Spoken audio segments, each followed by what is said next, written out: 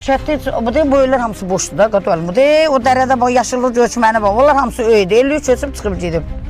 İndi kimin pulu var, redk adam gəlir burada, öz için bir yuva qayırır, ancaq olmayan mən kimi bu deyir, bax, bu mən divarlarım, bax, belə kasıb yaşayıram. Bax, belə kasıb yaşamışım. Bildim, bura sizin evdir. Hə, mən burada yaşayıram. Deməli sizin Bu onda mənim atamın evidir. qonşularınız var idi burada, keçib gediblər. Hə, yoxdur, köçüb gediblər. O sizə necə təsir edir, qonşularınızın buradan keçməyi? O tənhalıq, nətər, qonşular adam biri-birinə gedər, münasibət olar. Tək yaşayan adam nətər olar, tənha olar da. Tənha yaşayır. O sizə çox pis təsir eləyir.